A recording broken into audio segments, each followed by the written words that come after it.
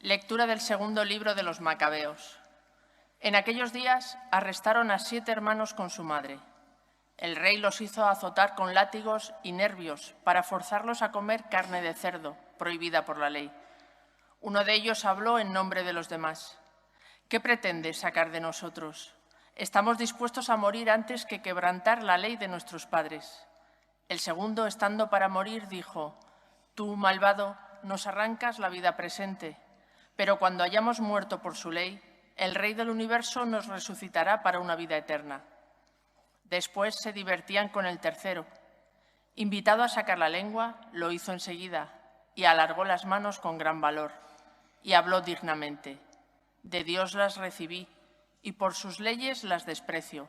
Espero recobrarlas del mismo Dios. El rey y su corte se asombraron del valor con que el joven despreciaba los tormentos. Cuando murió éste, torturaron de modo semejante al cuarto, y cuando estaba para morir, dijo: «Vale la pena morir a manos de los hombres cuando se espera que Dios mismo nos resucitará. Tú, en cambio, no resucitarás para la vida».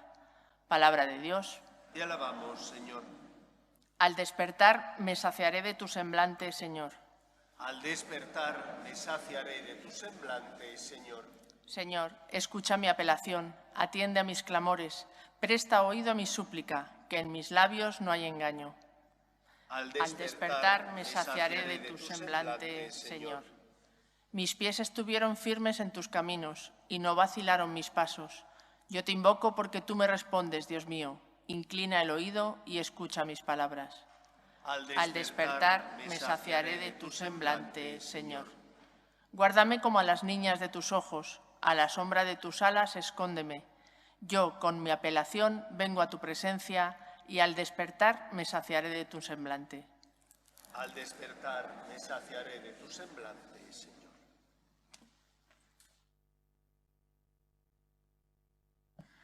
Lectura de la segunda carta del apóstol San Pablo a los tesalonicenses. Hermanos, que Jesucristo nuestro Señor y Dios nuestro Padre, que nos ha amado tanto y nos ha regalado un consuelo permanente y una gran esperanza, os consuele internamente y os dé fuerza para toda clase de palabras y de obras buenas. Por lo demás, hermanos, rezad por nosotros, para que la palabra de Dios siga el avance glorioso que comenzó entre vosotros y para que nos libre de los hombres perversos y malvados, porque la fe no es de todos. El Señor, que es fiel, os dará fuerzas y os librará del maligno. Por el Señor estamos seguros de que ya cumplís y seguiréis cumpliendo todo lo que os hemos enseñado. Que el Señor dirija vuestro corazón para que améis a Dios y tengáis la constancia de Cristo. Palabra de Dios. Te alabamos, Señor. Aleluya, aleluya, aleluya. El Señor esté con vosotros. Lectura del Santo Evangelio según San Lucas.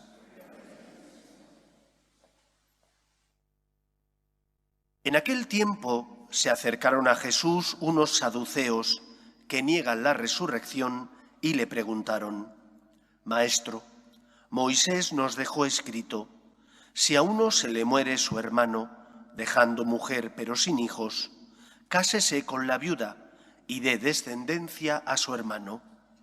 Pues bien, había 7 hermanos. El primero se casó y murió sin hijo, y el segundo y el tercero se casaron con ella, y así los 7 murieron sin dejar hijos. Por último murió la mujer. Cuando llegue la resurrección, ¿de cuál de ellos será mujer? Porque los 7 han estado casados con ella. Jesús les contestó: en esta vida hombres y mujeres se casan, pero los que sean juzgados dignos de la vida futura y de la resurrección de entre los muertos no se casarán, pues ya no pueden morir, son como ángeles, son hijos de Dios porque participan en la resurrección.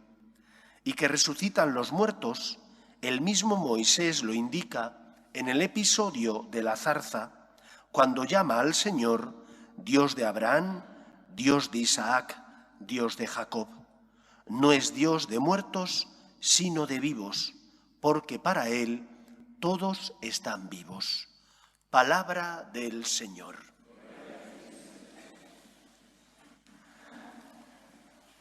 Decía un filósofo español, Julián Marías, que en función de la visión que uno tenga del más allá, de lo que hay después de esta vida, así dependerá su comportamiento en el más acá.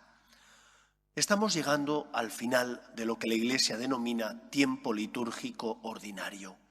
Se termina el año litúrgico. Si Dios quiere, dentro de 2 semanas, pasadas 2 domingos, iniciaremos el inicio del Adviento, que es el tiempo, como todos sabéis, de preparación para celebrar la Navidad. Y siempre la Iglesia, al final del año litúrgico, trata de los asuntos que los mayores llamaban novísima, es decir, de lo último del ser humano. Trata de la resurrección, de la vida eterna, de la existencia del cielo, también del infierno. Por eso conviene, como cristianos, recordar cuál es nuestra fe. A pesar de que, desgraciadamente, está muy extendido el concepto de la reencarnación, no es un concepto cristiano. Ni es un concepto cristiano ni como tal veo yo ninguna bondad en ese concepto. ¿Qué significa la reencarnación?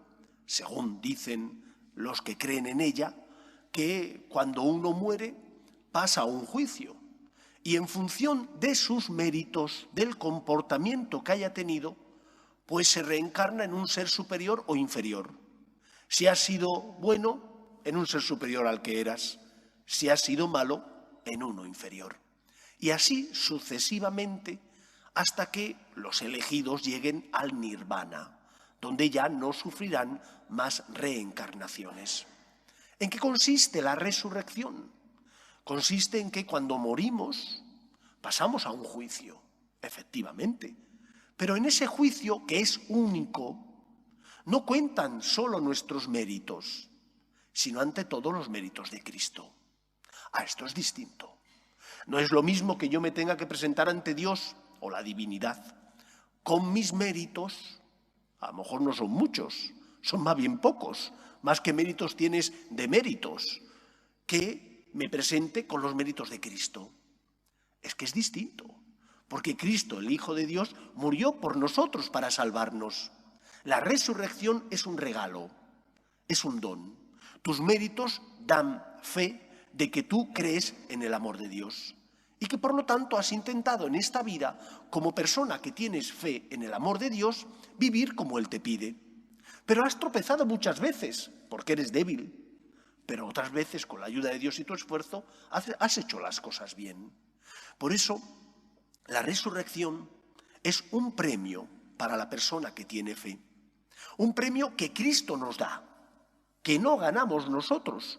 Porque, ¿qué podemos hacer nosotros para ganar la resurrección si no somos nada ni nadie? Si somos tan pobres y pequeños que dejamos de hacer el bien que sabemos que tenemos que hacer y hacemos el mal que no debemos cometer. Por eso, el concepto cristiano, el concepto de resurrección, es un concepto mucho más esperanzador, caritativo y que da esperanza que el concepto de reencarnación. Yo no quiero depender de mis obras solo, prefiero depender de los méritos de Cristo. Prefiero tener un abogado que es Cristo, que aboga por mí y que pagó la deuda contraída por nuestro pecado. Esto es harina de otro saco. Esto me da paz, me da esperanza. Por lo tanto, reafirmemos nuestra fe en la resurrección de los muertos que Cristo ganó para nosotros, muriendo y resucitando. En segundo lugar, aquello que decía Julián Marías, en función de tu visión del más allá, así te comportarás aquí en la tierra, en el más acá. ¿Qué visión tienes del más allá? Una persona que cree en la resurrección de los muertos en la vida eterna, que sabe que Cristo se convirtió en puente para que tuviéramos acceso al amor pleno de Dios, tiene que tener y vivir una virtud, la virtud de la esperanza. Yo no tengo confianza en mis fuerzas, confío en el amor de Dios. Tengo esperanza en la misericordia divina. Y porque tengo esperanza en la misericordia divina, me confieso nuevamente y me levanto cuando he caído. Y porque tengo esperanza en la misericordia divina, sé que mis seres queridos, aquellos que han fallecido ya, no están en el olvido, están en las mejores manos, las manos de mi Padre Dios. Concluía el Evangelio diciendo que el Dios cristiano no es Dios de muertos, sino de vivos. El problema no es Dios. Dios es un Dios de vivos. El problema somos nosotros que vivimos como muertos porque no tenemos esperanza, porque vivimos como si no existiera el más allá o como si estuviéramos solos ante nuestras caídas y tropiezos.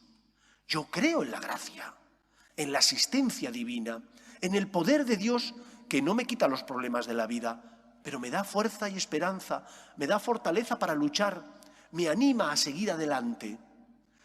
Leí hoy una entrevista que cierto medio de comunicación realizaba a una periodista y escritora española, evidentemente agnóstica o atea. Y esta periodista decía: la mayor mentira de nuestra sociedad es la esperanza. No se refería a la virtud de la esperanza, porque como no tiene fe, dudo que supiera en qué consiste la virtud de la esperanza. Se refería a la esperanza como anhelo del ser humano. Tienes una enfermedad, tienes esperanza en que te vas a sanar. Tienes un problema, tienes esperanza en que se va a solucionar ese problema. Decía eso ella. El mayor timo, el mayor engaño es hablar de la esperanza. Pobre aquel que no tenga esperanza. Pobre aquel que de verdad piense que no existe nada más o que está solo, porque a Dios, si existe, no le interesamos, o a lo mejor es que no existe, según algunos.